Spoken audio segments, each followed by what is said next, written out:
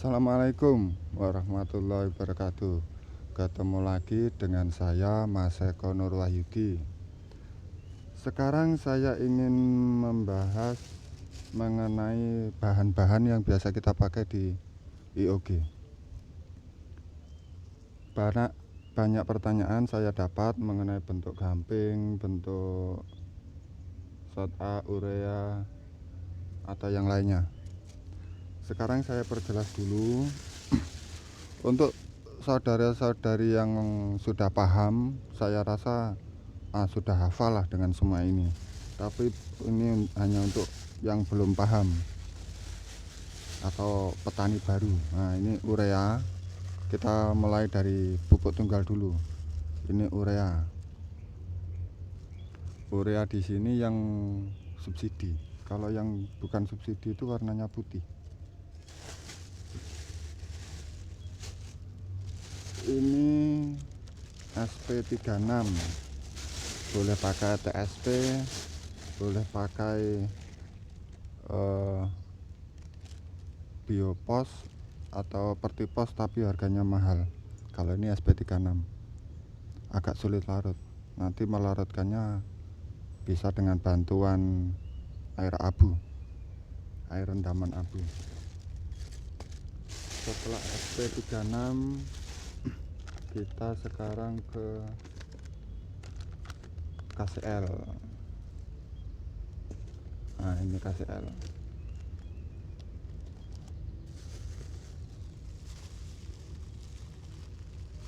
Ini KCL, bentuknya juga butiran-butiran,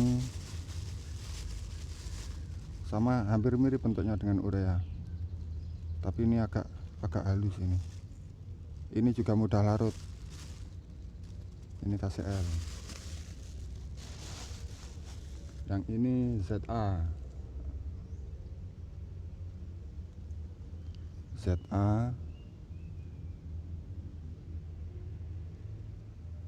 Yang biasa dipakai di tembakau. Setelah ZA, apalagi gamping ya, gamping. Untuk gamping itu bentuknya macam-macam.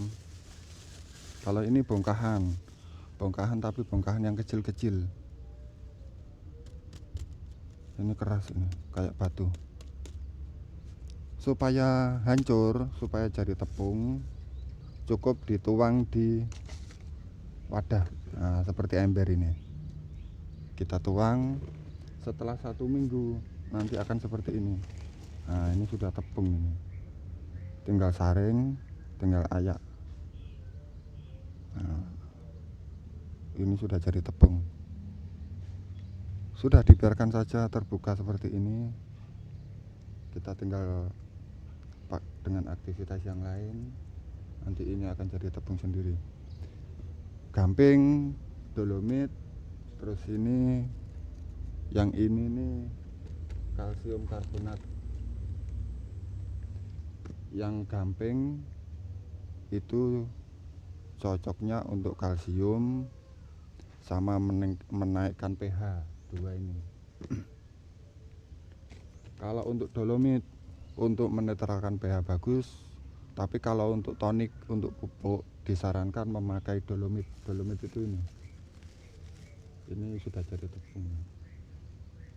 Bentuknya coklat, putih-putih tulang, beda dengan gamping. Nah, ini warnanya beda. Coba kita campur. Nah, jelas sekali perbedaannya warna. Oke. Ini dolomit saya beli kemarin hanya 6.000, itu sebanyak ini. Kalau gamping ini 1 kilonya 3.000. Sudah dapat segini. Ini 2 kilo ini. Ya, pokoknya per kilonya 1 kilo itu 3.000. 1 kilo itu bisa jadi segini. Ini belum selesai. Oh iya, saran saja kalau mengayak ini usahakan di luar ruangan atau pakai masker biar tidak sesak napas. Oke, ini gamping. Sekarang ini salpeter, curing salt atau potasium yang biasa dipakai untuk bikin petasan. Nah, ini saya beli mahal. Maklum beli online, cari di kota Jombang ini sulit. Ini yang penggantinya KNO3 yang lebih bagus dari KNO3. Kandungannya juga KCl juga, sama dengan KCl, kandungannya kalium. Ini baking soda, bentuknya tepung kayak kanji.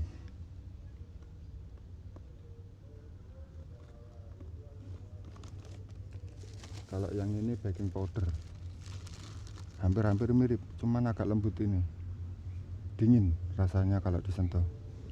Ini baking powder. Ini kalau buat kutu-kutuan pakai dua ini jos.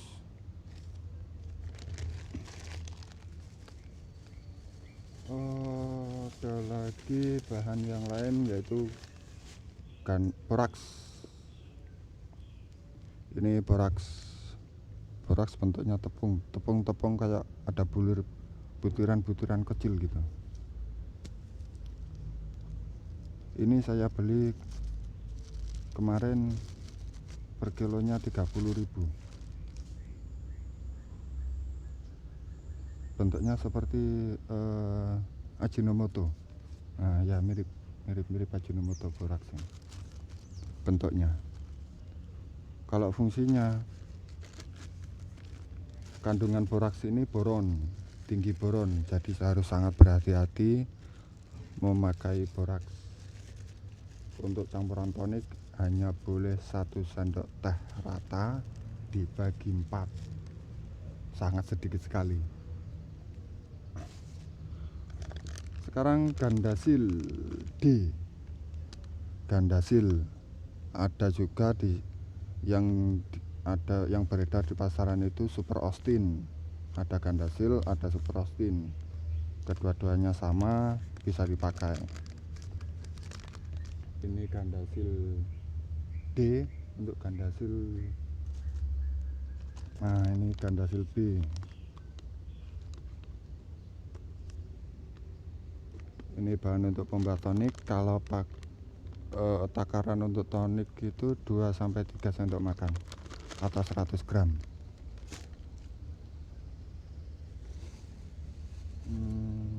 Ada lagi. Oh iya, ini abu kayu. Kalau kita membersihkan kebun, daun-daunnya ditimbun, ranting-rantingnya dijemur. Kalau sudah kering nanti dibakar dan abunya kita simpan. Bagus buat pupuk, menetralkan pH, nitrogennya tinggi, dan banyak lah.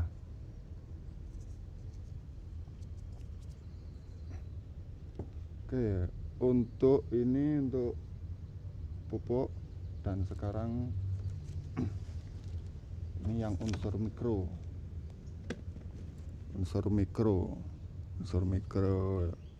ini dibutuhkan sedikit, tapi ya tetap tidak boleh kekurangan tanaman. Ini silikon,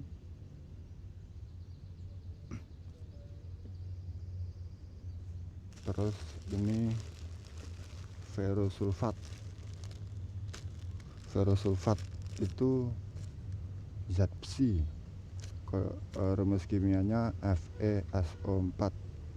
Ada yang warna hijau, ada yang warna biru. Ini saya beli dapatnya biru. Saya mendapatkan ini atas bantuan Pak Anjoyo. Terima kasih Pak Anjoyo. Sekarang saya bisa share. Ini remah, mudah dihancurkan. Untuk bagaimana meracik unsur mikro bagi tanaman nanti kita bahas perlahan di grup jika kondisi memungkinkan dan saya sudah sehat. Sekarang kondisi saya masih belum terlalu fit. Sulfat ini MN. MN itu mangan, bentuknya kayak tepung, ya tepung. Ini kalau nggak ada tulisan saya bingung, bentuknya mirip semua dari semua bahan ini. MN. Terus ini ginseng. Ini bentuknya kayak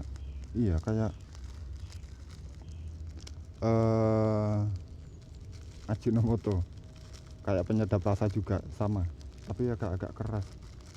Ada yang bongkahan juga.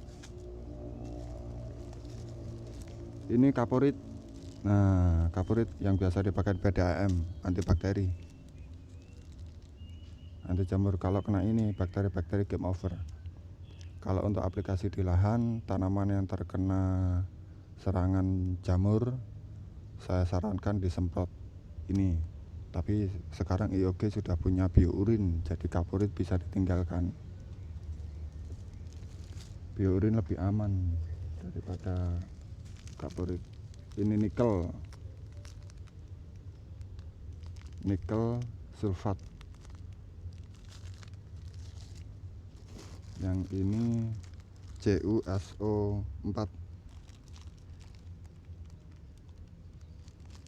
Mungkin teman-teman akan bingung CuSO4 itu apa. Ini tembaga. Tembaga juga dibutuhkan tanaman, hanya dalam jumlah yang sedikit. Sama sih kayak unsur mikro yang lainnya. Selain zat besi, semuanya hanya butuh sedikit. Kalau ini kobalt, bentuknya cair, warnanya hitam. Iya, kayaknya hitam. Hitam apa ungu ini?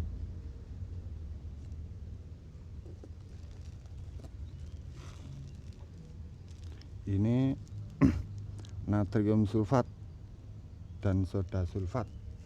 Oke. Ini semua bahan-bahan yang biasa dipakai di OG. Selain unsur mikro ini sudah banyak di share. Kalau unsur mikro ini belum di share. Kalau unsur mikro mungkin selama ini hanya mengandalkan gandasil. Tapi kalau saya lihat kandungannya gandasil, ini nitrogen 20%, fosfor 15%, kalium 15%. Kalau saya simpulkan kayaknya ini tonik. Nanti kita bahas cara bikinnya. Oke, sekian. Ini bahan-bahan, pengenalan bahan-bahannya sudah. Saya sudah penuhi janji.